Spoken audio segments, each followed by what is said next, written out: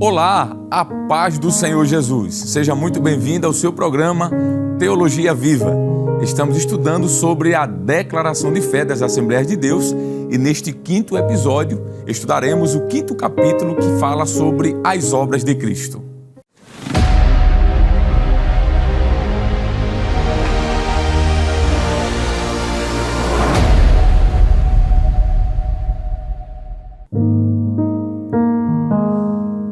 Queridos irmãos, neste quinto episódio falaremos sobre as obras de Cristo. Assunto este que está na Cristologia Bíblica. No episódio de hoje, daremos continuidade aos estudos da declaração de fé das Assembleias de Deus e vamos estudar um pouco mais sobre isso. Então vejamos o que nos diz o capítulo 5 sobre as obras de Cristo. Cremos, professamos e ensinamos que a morte e a ressurreição corporal de Cristo são a viga mestra e o pilar da fé cristã. 1 Coríntios capítulo 15, versos 17 ao 20. Esses eventos distinguem o cristianismo de todas as religiões do mundo, pois o seu fundador continua vivo e vive para sempre. Não temas, eu sou o primeiro e o último, o que vive, o que foi morto, mas eis aqui, estou vivo para todo sempre. É o que está em Apocalipse, capítulo 1, versículo 17 e o versículo 18. Sem a sua morte, não haveria redenção, é o que diz a Bíblia. E sendo ele consumado, veio a ser a causa de eterna salvação para todos os que lhe obedecem. Hebreus, capítulo 5, versículo 9. Sem a ressurreição de Jesus, não haveria esperança para a humanidade. A Bíblia diz, e se Cristo não ressuscitou, é vã a nossa fé. E ainda permaneceis nos vossos pecados. E também os que dormiram em Cristo estão perdidos. 1 Coríntios capítulo 15, versículo 17 e o versículo 18.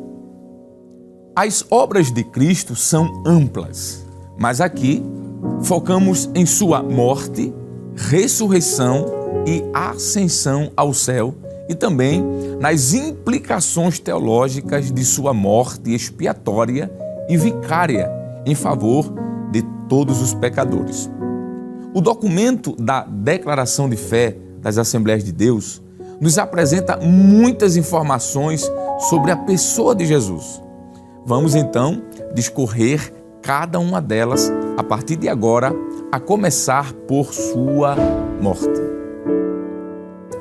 Quando a Bíblia fala sobre a morte de Jesus, não se trata apenas da morte de um justo, mas também de um sacrifício como oblação pelos nossos pecados, que Deus propôs e recebeu como propiciação pelas nossas ofensas, como está escrito, ao qual Deus propôs para propiciação pela fé no seu sangue, para demonstrar a sua justiça pela remissão dos pecados dantes cometidos sobre a paciência de Deus. Romanos 3 e 25. E ainda continua, porque também Cristo padeceu uma vez pelos pecados, o justo pelos injustos, para levar-nos a Deus, mortificado, na verdade, na carne, mas vivificado pelo Espírito. 1 Pedro capítulo 3, versículo 18. E as Escrituras continuam, meus filhinhos, estas coisas vos escrevo para que não pequeis. E se alguém pecar, temos um advogado para com o Pai, Jesus Cristo, o justo. E ele é a propiciação pelos nossos pecados, e não somente pelos nossos, mas também pelos de todo mundo. 1 João capítulo 2, verso 1 e 2. Sobre a morte de Cristo, o aspecto histórico está nos evangelhos. Já o aspecto doutrinário está em livro de Atos. Mas as epístolas e em Apocalipse também tratam desse aspecto doutrinário. O primeiro anúncio da vinda do Messias já previa a sua morte. A Bíblia diz assim: esta te ferirá a cabeça e tu lhe ferirás o calcanhar. Gênesis capítulo 3, versículo 15. Isso fala sobre seu sofrimento e também sobre a sua glória. Os detalhes são revelados progressivamente no transcorrer do tempo. O sofrimento e a morte de Jesus foram anunciados de antemão no Antigo Testamento por figuras e tipos, a começar pelo ritual do tabernáculo.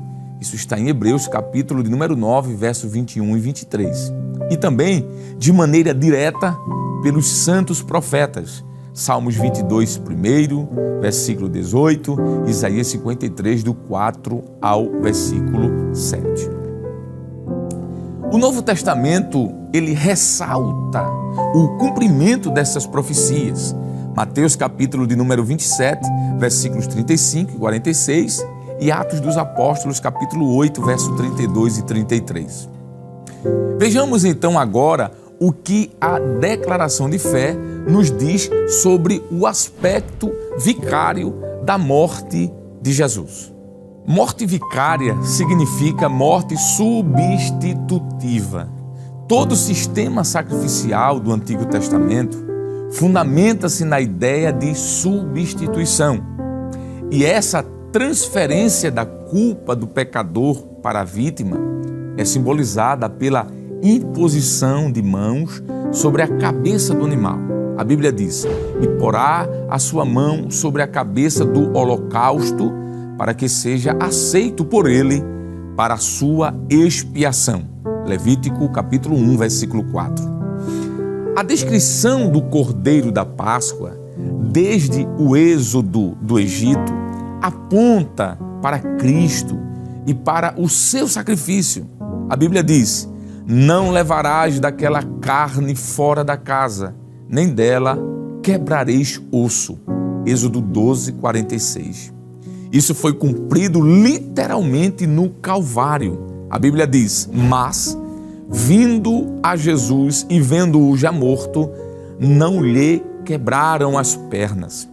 Porque isso aconteceu para que se cumprisse a Escritura que diz: nenhum dos seus ossos será quebrado. João 19, verso 33 e 36. O Cordeiro Pascual foi sacrificado no Egito para a redenção de Israel, em lugar dos primogênitos. Êxodo capítulo 12, versículo 21. Deus feriu os egípcios e livrou os filhos de Israel naquela ocasião. Êxodo capítulo 2, versículo 27. Da mesma forma, o Senhor Jesus morreu pelos nossos pecados, conforme 1 Coríntios 15, verso 3. Ele, Jesus, é o nosso Cordeiro Pascual. Paulo disse: porque Cristo, nossa Páscoa, foi sacrificado por nós. 1 Coríntios 5 e 7. O caráter da morte substitutiva de Cristo é anunciado de maneira direta desde o Antigo Testamento. A Bíblia diz: todos nós andamos desgarrados como ovelhas, cada um se desviava pelo seu caminho, mas o Senhor fez cair sobre ele a iniquidade de nós todos. Isaías 53 e 6. A palavra profética, ela continua mais adiante, dizendo o seguinte: porquanto derramou a sua alma na morte e foi contado com os transgressores. Mas ele levou sobre si o pecado de muitos e pelos transgressores intercedeu. Isaías 53 e 12. Jesus via a si mesmo nesta profecia de Isaías. Lucas capítulo 22, 37 mostra isso. As iniquidades de todos os pecadores foram transferidas para o servo sofredor mencionado neste oráculo de Isaías. Sua morte foi em nosso lugar. A Bíblia diz: mas Deus prova o seu amor para conosco em que Cristo morreu por nós, sendo nós ainda pecadores. Romanos 5 e 8. A Bíblia nos diz que ele, Jesus, morreu por todos nós. 2 Coríntios capítulo 5, versículo 14, 1 Timóteo 2, verso 4 e 6, ainda capítulo 4, versículo 10, Tito capítulo 2, versículo 11 e Hebreus 2 e 9. Isso está claro. A Bíblia diz que ele morreu pelos pecados do mundo inteiro. 2 Coríntios capítulo 5, verso 19, 1 João 2 e 2, depois capítulo 4 de 1 João, versículo 14. O Senhor Jesus Cristo, ele morreu em favor dos pecadores. A Bíblia diz que Cristo morreu por nossos pecados, segundo as Escrituras. 1 Coríntios 15, verso 3. Ao utilizar a expressão segundo as Escrituras, Paulo estava asseverando que o sacrifício de Jesus representa a convergência do pensamento exarado lá no Antigo Testamento. O escritor aos Hebreus, no capítulo 9, versículo 22, diz isso também. O Senhor Jesus ofereceu-se como sacrifício voluntário e isso agradou o Pai. Está escrito: por isso o Pai me ama, porque dou a minha vida para tornar a tomá-la. Ninguém me tira de mim, mas eu de mim mesmo a dou, tendo poder para a dar e poder para tornar a tomá-la. Esse mandamento recebi de meu Pai. João capítulo 10, verso 17 e 18. Notemos agora o que a declaração de fé nos diz sobre a ressurreição e ascensão de Cristo. Vejamos então o que diz o texto. Cremos e ensinamos que o Senhor Jesus ressuscitou dentre os mortos ao terceiro dia, segundo as Escrituras, 1 Coríntios 15, 4, e apresentou-se vivo, com muitas infalíveis provas, aos seus discípulos por espaço de 40 dias, Atos 1, verso 3. A ressurreição de Jesus foi corporal, conforme profetizado no Antigo Testamento, Salmos 16, versos do 8 ao 10, conforme anunciado de antemão pelo próprio Senhor Jesus Cristo, João capítulo 2, verso do 20 ao 22, conforme ainda testemunhado pelos apóstolos. A palavra de Deus nos diz: Deus ressuscitou a este Jesus, do que todos nós somos testemunhas. Atos 2 e 32. Essa promessa divina cumpriu-se como testificou o apóstolo Pedro no dia de Pentecostes, conforme está escrito em Atos capítulo 2, versículo de número 27. Bem, além dos apóstolos, Jesus apareceu também a Saulo de Tarso, apareceu a Tiago e ainda a mais de 500 pessoas. Está escrito o seguinte: e apareceu a Cefas, e depois aos 12, depois foi visto por mais de 500 irmãos de uma só vez, dos quais a maioria sobrevive até agora, porém alguns já dormem. Depois foi visto por Tiago, mais tarde por todos os apóstolos e, afinal, depois de todos, foi visto também por mim, como por um nascido fora do tempo. 1 Coríntios capítulo 15, verso 8, do 5 ao 8, na tradução da Almeida Revista Atualizada. A expressão segundo as Escrituras significa que esses acontecimentos estavam no cronograma divino e foram registrados de antemão no Antigo Testamento. A morte e a ressurreição de Jesus são os principais elementos que distinguem o cristianismo de todas as religiões da terra, pois Jesus, o seu fundador, ele vive para sempre. Havendo Cristo ressuscitado dos mortos, já não morre, a morte não mais terá domínio sobre ele. Romanos 6, versículo 9. A sua morte, a morte de Jesus, ela é vicária. Ela seria destituída de significado teológico se ele tivesse, por exemplo, permanecido na sepultura. Romanos capítulo 4, versículo 25. aquele corpo que foi crucificado não pôde ficar na sepultura. A Bíblia diz: vede as minhas mãos e os meus pés. Sou eu mesmo. Tocai-me e vede, pois um espírito não tem carne nem ossos, como vedes que eu tenho. Lucas capítulo 24, versículo 39. A Escritura ainda diz: ao qual Deus ressuscitou, soltas as ânsias da morte, pois não era possível que fosse retido por ela. Atos 2 e 24. Essa ressurreição significa a glorificação e exaltação de Jesus. A Bíblia diz o seguinte: de sorte que, exaltado pela destra de Deus e tendo recebido do Pai a promessa do Espírito Santo, derramou isto que vós agora vedes e ouvis. Atos 2 e 32. E continua: e isto disse ele do Espírito, que haviam de receber os que nele crescem, porque o Espírito Santo ainda não fora dado, por ainda Jesus não ter sido glorificado. João 7,39. A vitória esmagadora sobre Satanás, sobre o pecado, sobre a morte e sobre o inferno. Apocalipse capítulo 1, versículo 18. A morte e a ressurreição de Jesus são o centro da pregação do Evangelho. A Bíblia diz: e disse-lhes, assim está escrito, e assim convinha que o Cristo padecesse e, ao terceiro dia, ressuscitasse dos mortos e, em seu nome, se pregasse o arrependimento e a remissão dos pecados em todas as nações, começando por Jerusalém. Lucas capítulo 24, versículos 46 e 47. A ascensão vitoriosa de Cristo aos céus é a coroação de seu ministério. Após a sua morte e ressurreição, ele foi elevado aos céus.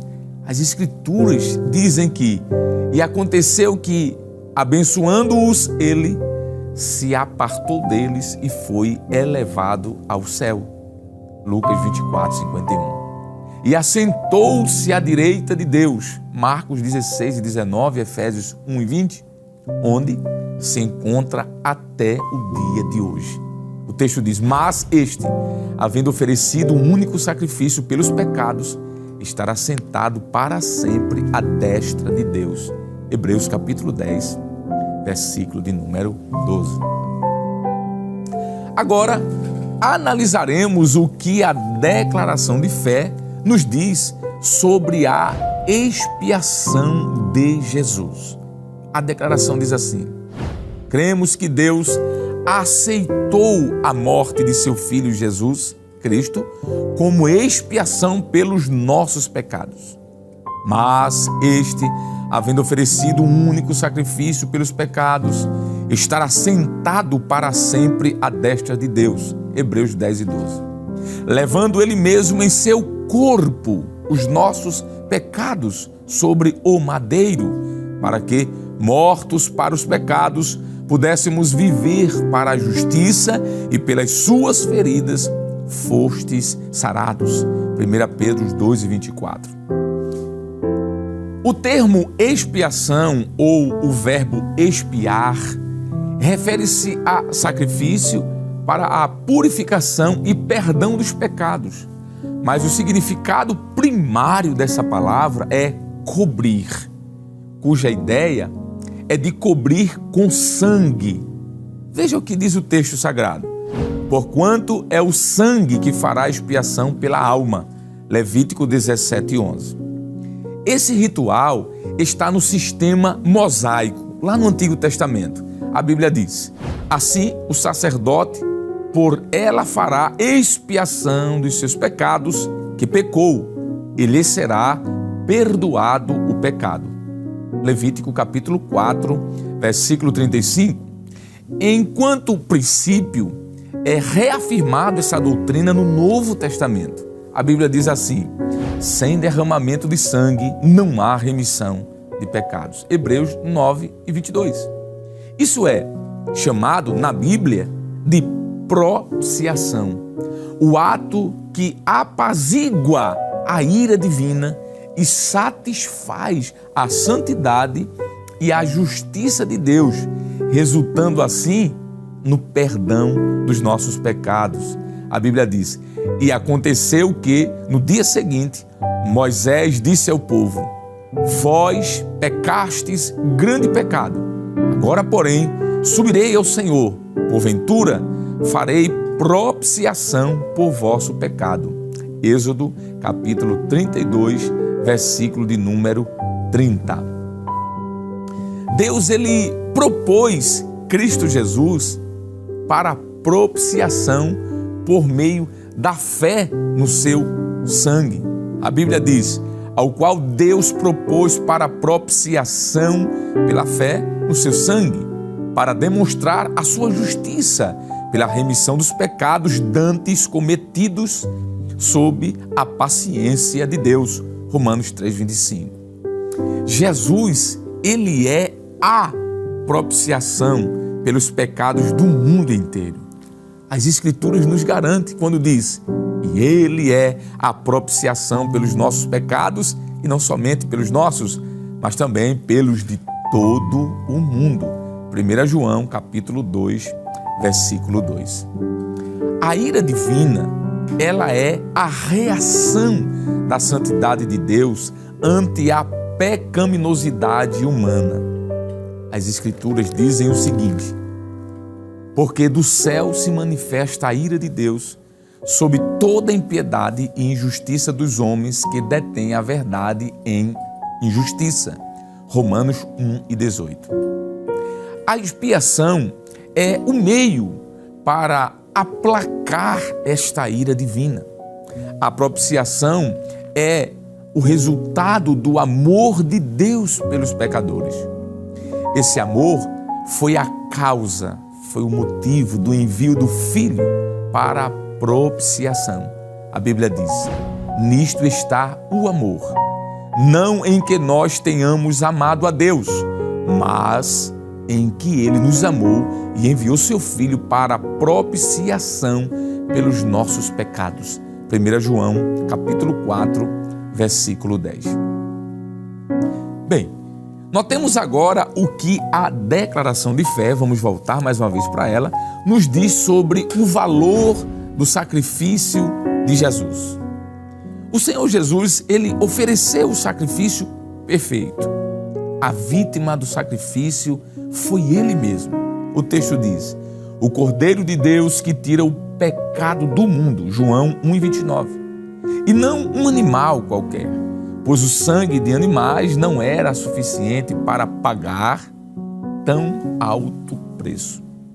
Por isso, Jesus, ele submeteu-se a si mesmo como sacrifício, fazendo expiação com seu próprio sangue por todos. Vou repetir: por todos os seres humanos. A Bíblia diz: para que pela graça de Deus provasse a morte por todo homem. Hebreus, capítulo 2, versículo 9. O Senhor Jesus Cristo, ele é o verdadeiro homem e verdadeiro Deus. Romanos 9, versículo 5. Como homem, ele viveu e sentiu as necessidades humanas. Nasceu de uma mulher, embora tivesse sido gerado por uma ação sobrenatural do Espírito Santo. Seu nascimento virginal foi natural como o de qualquer ser humano. Lucas, capítulo 2, versículos 6 e 7. E ele cresceu em estatura, em sabedoria, Lucas 2:52.